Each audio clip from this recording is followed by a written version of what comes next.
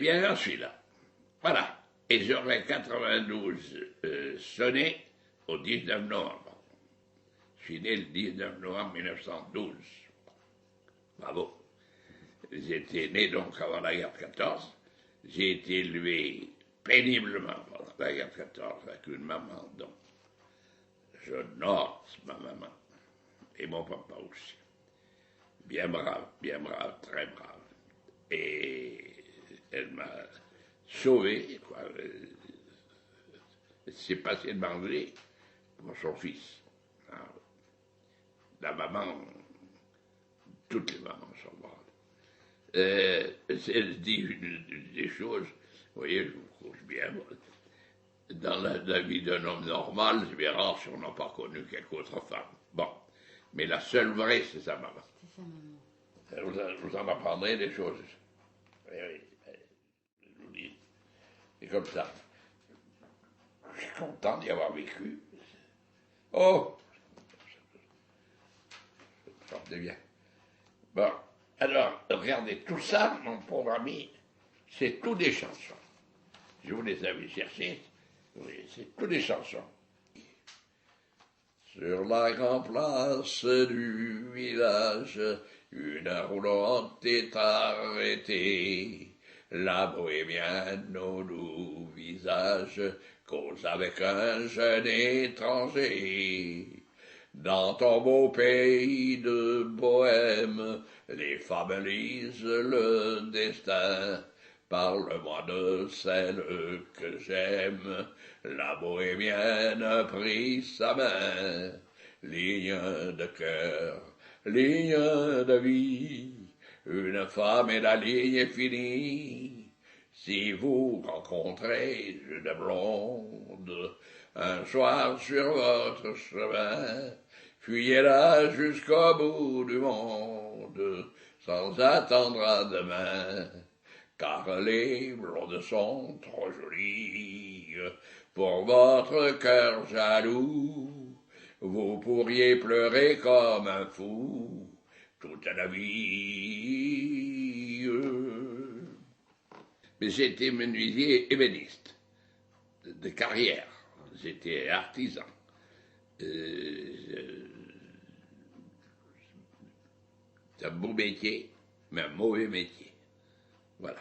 Non, c'est un beau métier, j'aimais mon métier, j'ai fait beaucoup de choses. Vous allez voir, voilà de mes ouvrages. J'étais très connu et on venait d'assez loin pour me faire des belles choses. J'étais sculpteur, tourneur, pas haut de gamme, pas haute de gamme, mais c'est comme pour la chanson. J'étais pas mauvais, j'étais bon. Et je faisais de la restauration d'anciens. Et je faisais de l'ancien. Ce qui a certainement une valeur, c'est que c'est toutes mes créations. Ah oui, c'est pas J'ai pas appris ça sur des livres ni nulle part. Je n'ai pas jamais appris. Il a peut-être mieux valu parce que. Oui, j'aurais traîné un peu. Mais alors, je pourrais vous en dire seulement. J'ai réussi à vous sortir ça. Mais ça ne durerait pas toujours, parce que ça sent bien, moi. Il est un petit métro, allant toujours et jamais trop.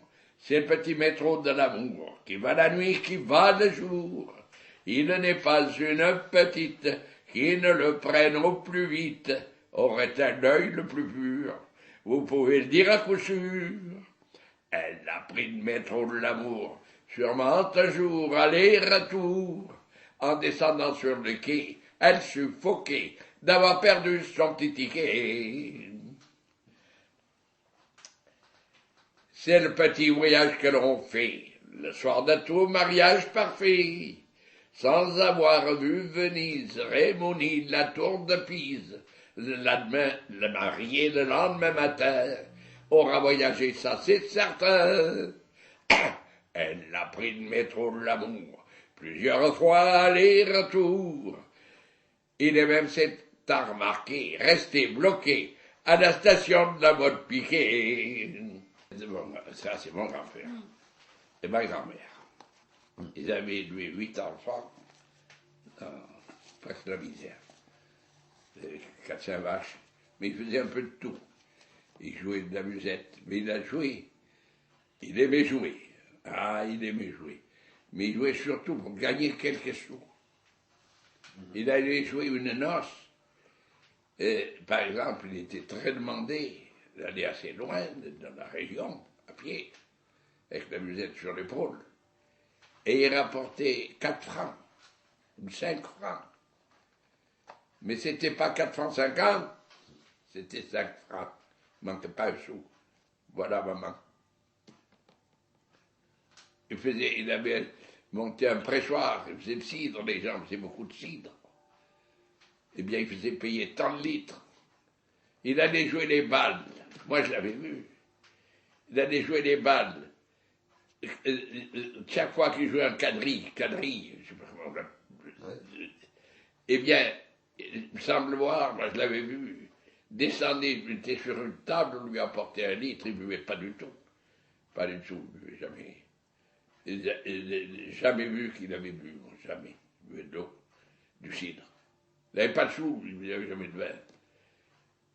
Eh bien, il descendait sur la table, il prenait son chapeau, il faisait le tour. Les gars mettaient 2 sous, mettaient 5 sous.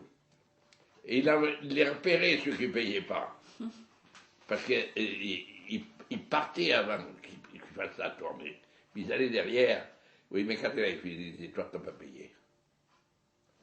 Ça leur faisait honte. Et oui. Il faisait le maçon. Et je l'ai vu, moi, la nuit, il faisait des sabots. Et essayait de les nourrir. Ah, chanteur. Entendons-nous bien. Je chantais beaucoup, mais je chantais mal. Ah bon? Oui. Non, mais ce qui compte, c'est de chanter beaucoup. Je chantais beaucoup. Ah oui, j'avais beaucoup de mémoire, j'en ai encore. J'en ai encore, j'en ai bien diminué, mais j'en ai encore. Mais alors, je savais un nombre incalculable de chansons. Je pouvais chanter la moitié d'une nuit. J'étais à la musique-galerie un peu dans les réunions. J'en savais beaucoup. Toujours comme des histoires. J'étais conteur un peu. Mais toujours quelque chose m'était tenu toujours sur quelque chose de correct, de propre, où il n'y avait pas besoin de dire, ah, il y a des enfants, non. J'aime pas ça, pas du tout. Pas de choses grossières. Père, je quitte le village dès le matin au petit jour, car je veux vivre avec mon âge d'argent, âge d'amour, dans les grands bars sous les lumières.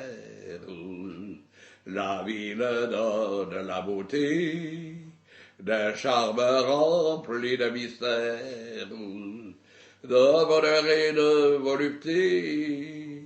Le bon vieux sourit tristement et dit tout bas à son enfant, étoile qui brille, nos fleurs et nos filles, nos ruisseaux, le ciel bleu, le vent, l'oiseau qui s'envole, nos avoines folles, soleil d'or et lune d'argent, vanne des plus beaux songes, tout le reste est mensonge, le vrai bonheur est dans nos champs.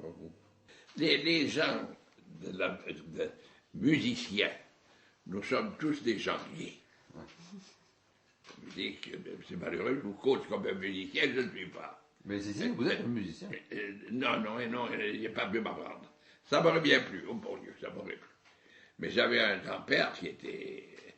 Et alors j'avais une chose, je m'excuse, je me vante, c'est pas beaucoup ça. J'avais une chose, j'écoutais une chanson, par exemple. Écoutez, j'enregistrais ça, mais 1 heure ou 2 heures après de chanter. L'air et les paroles. Ah oui. J'étais au régiment, les gars, vous connaissez bien sûr, on venait presque tous les samedis. Mais en fait, on avait acheté une chanson de Tino Rossi là-bas vers la gare. Je ne me rappelle plus laquelle, et je ne me rappelle plus de la chanson maintenant. Dans la compagnie, on dit, oh ben tiens, quand on arrivera à Saint-Jean-Ville-Lacé, il va nous la chanter dans le wagon. Ça n'a pas raté, hein, quand j'étais à Saint-Jean-Ville-Lacé. Enfin, mon mari, nous voici unis. Devant monsieur le maire, où tu m'as dit oui. Répète-moi donc que c'est pour toujours, que tu m'as donné ton amour. De douter de moi, monsieur mon mari, ah, ce n'est vraiment pas du tout gentil. Mais je vous le dis, n'ayez donc pas peur, je vous ai donné tout mon cœur. Les lèvres sont jolies quand elles vous chantent des petits mots d'amour, qu'elles vous disent des folies auxquelles on croirait toujours. Elles sont si jolies qu'on leur donnerait sans les griser des milliers de baisers. Les lèvres sont jolies. Te voici jalouse, ne dis pas non. C'est que tous les soirs c'est la même chanson. D'où viens-tu si tard, vois-tu donc passer? Tout cela commence par me lasser. Oh, je sais bien, monsieur, que tu te sens le droit d'aller prendre ailleurs tes plaisirs sans moi. Mais ne te plains pas si un jour plus tard je vais épancher mes peines autre part. Les lèvres sont jolies quand elles vous chantent des petits mots d'amour, qu'elles vous disent des jolies auxquelles on croirait toujours. Elles sont si jolies qu'on leur donnerait sans les griser des milliers de baisers. Les lèvres sont jolies. Je remercie beaucoup M. Ricot d'être venu me voir avec Mme Escarguel, je crois, qui m'a fait un grand plaisir, je dirais même un honneur. Et je lui ai chanté quelques bouts de chansons. Malheureusement, j'ai 92 ans et je ne peux plus chanter. Bon, ils m'ont l'air d'être quand même satisfaits. Voilà.